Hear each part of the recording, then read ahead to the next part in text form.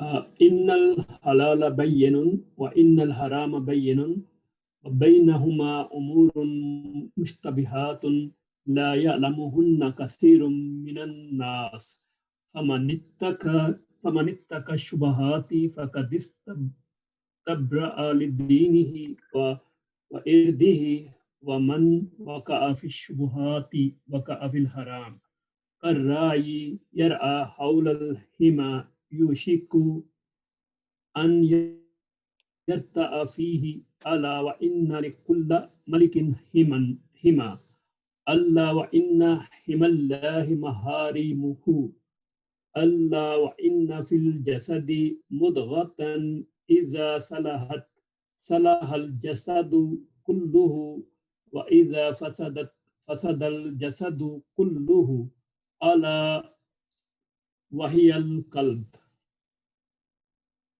جزاکم اللہ خیر، بارک اللہ فیک. جی حدیث نمبر 6 ہے ہماری. تو حسب معمول جو ہے وہ ہم اس کی خالد بھائی آپ اس کی سند اور متن بھی بتا دیں گے، جزاک اللہ خیر. خالد بھائی تھوڑی سی آپ کی مشق بھی ہو جائے گی. جی جی جی تو سند اس کی ہے جی ان ابی عبداللہ النعمان جی یہاں سے لے کر یہ رضی اللہ عنہما تک ہے. یہ یہاں ٹھیک ہے ٹھیک ہے. اور اس کا متن جو یہاں سے شروع ہو رہا ہے ان الحلال جی till the end وہی القلب. قلب. اچھا تو یہ جو بیچ میں اتنا پارٹ ہے یہ کیا چیز ہے؟ یہ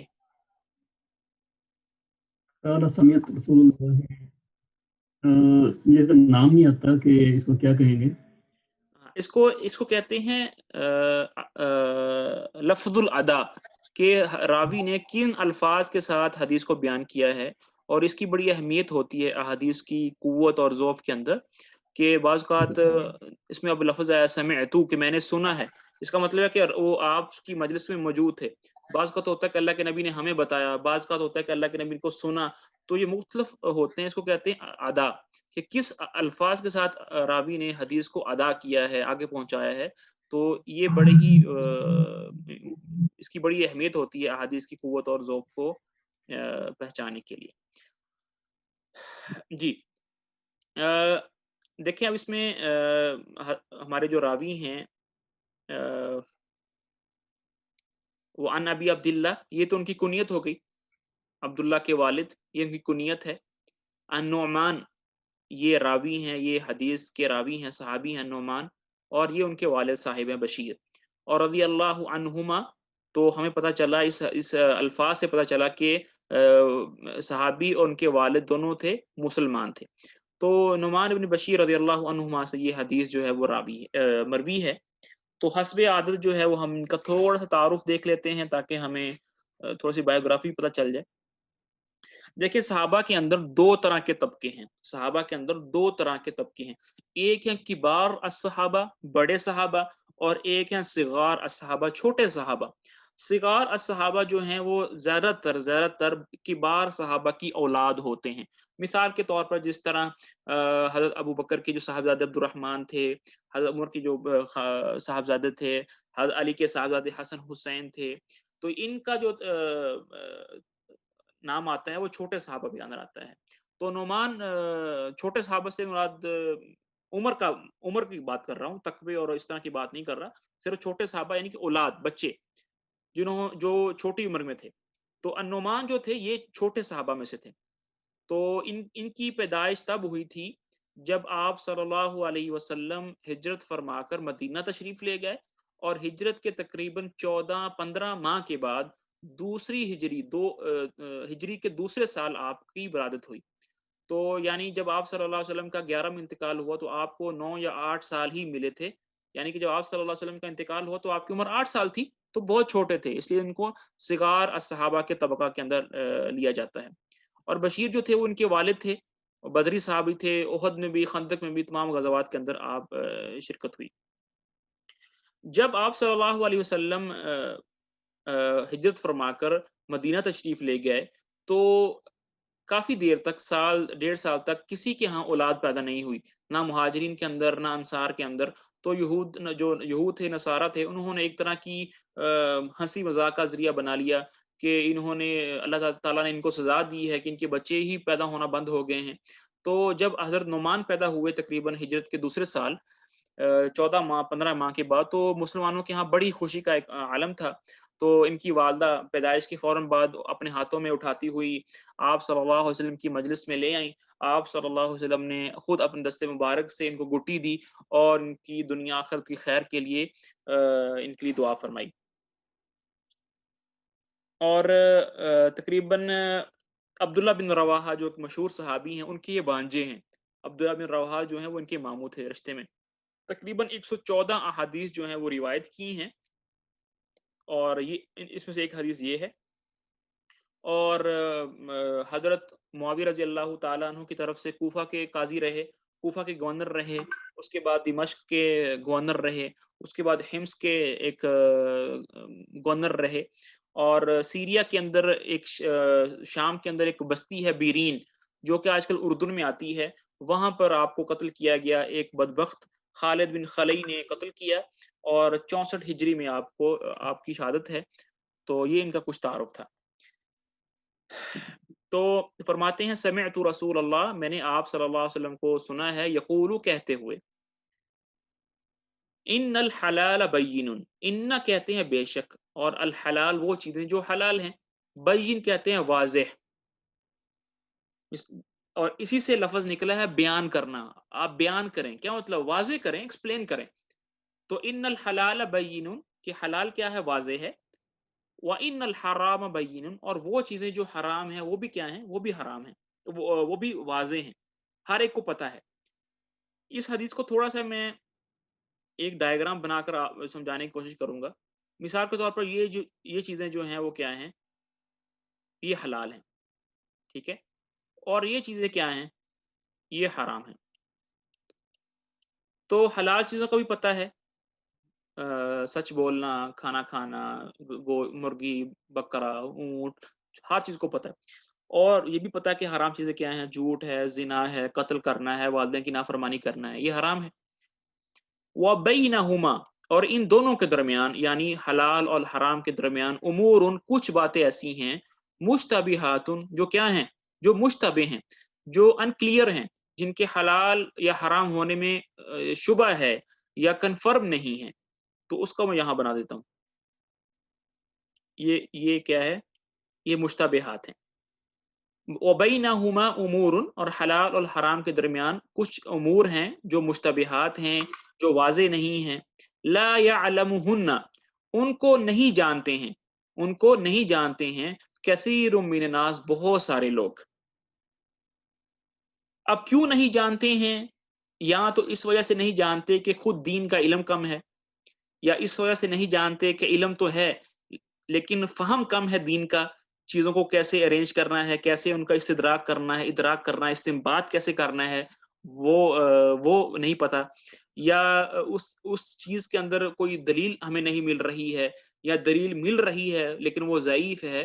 تو بہت ساری وجوہات اس کی ہو سکتی ہیں کہ وہ باتیں یا حلال اور حرام کا پتہ نہیں ہے. یا بعض اوقات مختلف لوگوں کے درمیان جو ہے وہ اختلاف ہو جاتا ہے علماء کے ہاں، بعض لوگ کہتے ہیں یہ حلال ہے، بعض لوگ کہتے ہیں یہ حرام ہے، تو پتہ نہیں چل رہا کہ اب کون سچ ہے ان میں سے. ایک بات. دوسری بات یہ ہے، دیکھیں ہم یہ دعویٰ کرتے ہیں کہ ہمارا جو دین ہے وہ کامل دین ہے، اس میں کسی قسم کی کمی نہیں ہے. اب کوئی آدمی کہے کہ بھئی یہ اب یہاں پر یہ بات آ رہی ہے کہ بھئی بہت ساری باتیں ایسی ہیں جو کسی کو پتہ نہیں ہے، اور ایک طرف آپ کہہ رہے ہو کہ دین کا مکمل ہو گیا ہے، تو یہ تو ٹھیک نہیں ہے، یہ تو بات غلط ہو رہی ہے. تو اس میں کیا حکمت ہے؟ دیکھیں اس میں بات یہ ہے کہ اللہ تعالیٰ نے کچھ باتیں چھپا کر رکھی ہیں جو اللہ کے لیے کلیئر ہیں، میرے اور آپ کے لیے کلیئر نہیں ہیں، لیکن وہ کلیئر ہو جائیں گی جب ہم دین کے علم کو سیکھیں گے، اپنے فہم کو بڑھائیں گے، علماء کے ساتھ بیٹھیں گے، قرآن و سنت کا مطالعہ کریں گے، پھر ہمیں وہ کلیئر ہو جائیں گی. ابھی وہ کلیئر نہیں ہے کیونکہ ہم نے سیکھا نہیں ہے. تو اللہ چاہتے تو پورے کے پورے دین کو کھول کر بیان کر دیتے، تو پھر دین کا علم سیکھنے کا فائدہ کیا ہوتا؟ جستجو کرنے کا فائدہ کیا ہوتا؟ عمریں کھپانے کا فائدہ کیا ہوتا؟ تو اللہ تعالیٰ نے کچھ باتیں بتا دیں، کچھ باتیں چھپا دیں. تو چھپانے کا مقصد یہ ہے کہ ہم جستجو کریں ہم ایک ملک سے دوسرے ملک جائیں، ایک عالم سے دوسرے عالم کے حلقے میں جائیں، پھریں، صبح بھی شام بھی پھریں، تاکہ ہمیں جستجو کے اندر وہ علم مل جائے۔ اگر اللہ تعالیٰ پہلے سے ساری چیزیں پلیٹ میں بنا کے دے دیتے تو پھر جستجو کون کرتا، کون کھپتا، کون سفر کرتا؟ تو یہ اس کے اندر پیچھے ایک حکمت ہے۔ فمن تو جو اتقا بچائے گا، بچے گا، الشبہات اس مشتبہ چیزوں سے، فقد تو بے شک، استبرا تو وہ پروٹیکٹ کر لے گا، وہ محفوظ کر لے گا اپنے آپ کو، لدین ہی اپنے دین کو بھی محفوظ کر لے گا، وعرضی اور اپنی عزت کو بھی محفوظ کر لے گا۔ دین کو کس طرح محفوظ کر لے گا؟ ظاہری بات ہے جب وہ شبہات سے بچے گا تو صرف حلال کام ہی کرے گا، اور اس کی عزت کیسے بچے گی؟ کیونکہ جو آدمی مشتبہ کام اکثر کرتا رہتا ہے تو معاشرے کے اندر اس کو عزت نہیں دی جاتی، جیسا کہ ابھی آگے اگلی آنے والی لائنوں کے اندر یہ بات واضح ہو جائے گی۔ ومن وقع فی الشبہات تو جو شبہات کے اندر پڑ جائے گا، یعنی جو چیزیں پتہ نہیں ابھی حلال ہیں یا حرام ہیں، جو اس کے اندر پڑ جائے گا، وقع فی الحرام تو وہ حرام کے اندر پڑ جائے گا، وہ کیا ہوگا؟ وہ حرام کے اندر پڑ جائے گا۔ تو بھائی کیسے پڑ جائے گا؟ عمل ہم یہاں کر رہے ہیں اور پڑ جائیں گے یہاں پر، کیسے؟ اس کے لیے آپ صلی اللہ علیہ وسلم نے ایک بہت اچھی مثال سے سمجھایا ہے۔ فرمایا کر رائی، جیسے کہ ایک بکریاں چرانے والا ہوتا ہے، یرعا وہ بکریاں چرا رہا ہے، حول الحما، حما کہتے ہیں، دیکھیں آپ حضرات نے کبھی صحرا کے اندر سفر کیا ہو یا کبھی پہاڑی علاقوں میں سفر کیا ہو تو وہاں کے جو کنٹری سائڈ ہوتی ہے، کنٹری سائڈ سے کہتے ہیں نا، وہاں پر لوگوں کا اکثر یہ جو مثلا کینیڈا میں ہے یا اس طرح یو کے میں ہے، وہاں پر اکثر یہ رواج ہوتا ہے کہ لوگ جو پہاڑوں میں رہتے ہیں انہوں نے اپنا گھر بنایا ہوتا ہے اس طرح، اور اس کے ارد گرد جو ہے نا وہ ایک باڑ لگائی ہوتی ہے اس طرح، ٹھیک ہے؟ یہاں پر انہوں نے گھاس لگایا ہوتا ہے، لان بنا ہوتا ہے، یا کوئی کھیتی باڑی کے کھیت ہوتے ہیں یا جانور باندھے ہوتے ہیں، تو یہ اس کا گھر ہے اور یہ اس کی حما ہے۔ حما کہتے ہیں باڑ، کیا مطلب کہ اس باڑ کے اندر آپ نہیں، اس کے آگے نہیں آ سکتے، صرف وہی آدمی آ سکتا ہے جو گھر کا بندہ ہو یا مہمان ہو، ٹھیک ہے؟ تو اب یہاں پر کیا ہے، یہاں پر ایک جو چرواہا ہے بکریاں چرا رہا ہے، اب ہو سکتا ہے کہ وہ جو بکریاں ہیں وہ بے قابو ہو جائیں اور چرتے چرتے اس آدمی کے گھر کی جو باڑ ہے اس کو کراس کر کے یہاں پر لان میں جو گھاس لگا ہے یا سبزیاں لگی ہیں اس کو کھا جائیں، ٹھیک ہے؟ تو فرمایا کہ جو آدمی، اب اوپر کی مثال کو دیکھیں، جو آدمی یہاں پر شبہات میں پڑے گا تو ہو سکتا ہے بے قابو ہوگا، کیا کرے؟ اس طرف حرام کی طرف چلا جائے، جس طرح یہ بکریاں صحیح جگہ پر چل رہی تھیں لیکن کیا ہوگا؟ بے قابو ہو کے اس آدمی کے گھر کی طرف چلی گئی۔ تو جو آدمی شبہات کے اندر پڑ جاتا ہے اس کو عمل پر اور پھر عمل کرنا شروع کر دیتا ہے، وہ ایک دن ایسا آئے گا کہ کیا کرے گا؟ وہ حرام کے اندر پڑ جائے گا، ٹھیک ہے؟ اعلیٰ آگے فرما رہے ہیں، اعلیٰ سنو، وَإِنَّ بے شک، لِكُلِّ ہر ایک، ملک ہر بادشاہ کی، حما کیا ہوتی ہے؟ ایک پروٹیکٹڈ ایریا ہوتا ہے، اس کے اندر کوئی بندہ نہیں آ سکتا مگر وہی آ سکتا ہے جس کو اجازت ہے۔ الا سنو، وَإِنَّ بے شک، حِمَ اللہ اللہ کی وہ جو باڑ ہے، اللہ کی جو باڑ ہے وہ کیا ہے؟ محارمہ وہ کام ہے جو اس نے حرام کیے ہوئے ہیں۔ تو جو اللہ کی باڑ کے اندر ایسے آئے گا وہ کس میں پڑ جائے گا؟ وہ حرام کاموں میں پڑ جائے گا۔ مثال کے طور پر میرے دادا رحمہ اللہ اور میرے نانا رحمہ اللہ جب ہم ان کے پاس بیٹھتے تھے تو وہ بتاتے تھے کہ یہ جو 12 ربیع الاول میں جو ہم نے بہت ساری باتیں بنا لی ہیں خود سے، کہتے تھے کہ ہمارے زمانوں میں یہ ایسا نہیں تھا۔ ہمارے زمانوں میں کیا تھا؟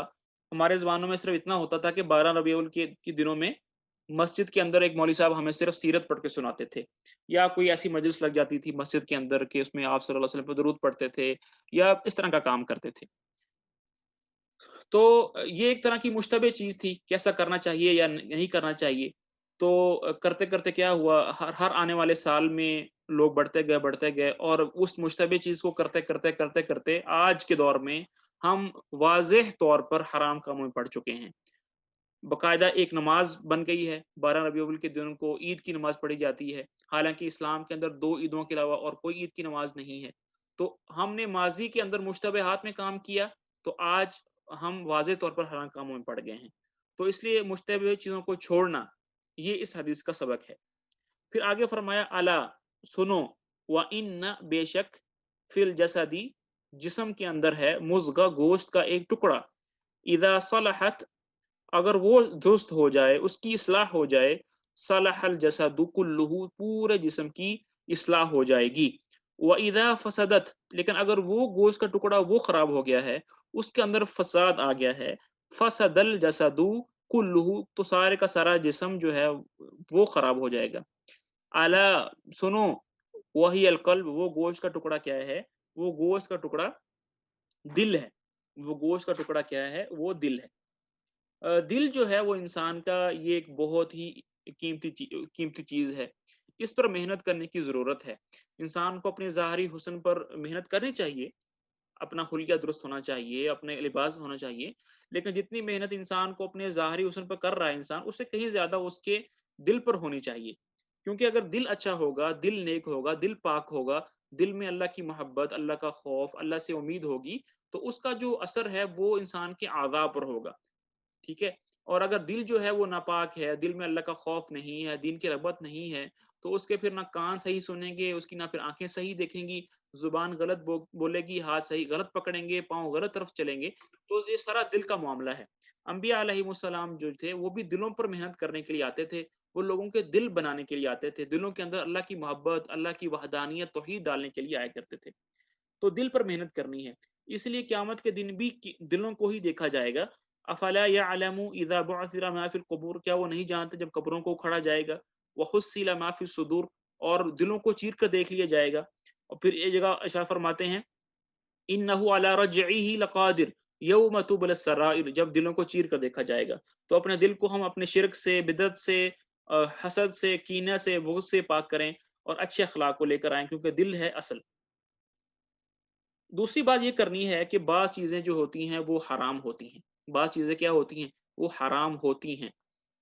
صرف حرام سے رکنا ہی ضروری نہیں، بلکہ ان راستوں پر چلنا بھی منع ہے جو اس حرام کام کی طرف لے جاتی ہیں.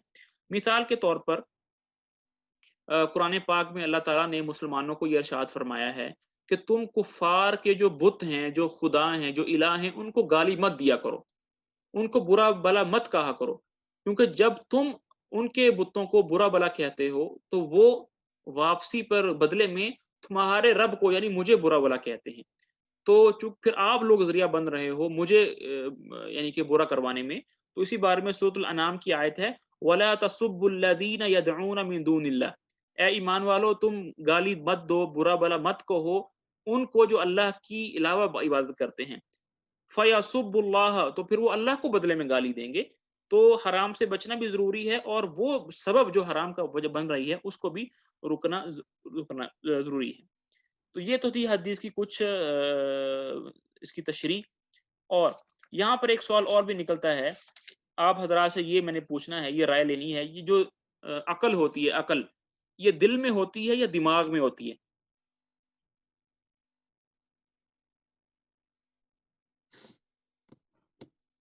جی مصطفی بھائی کیا کہتے ہیں آپ؟ یہ اس کے لیے سوچنا پڑے گا، میرے میں اتنی عقل نہیں ہے.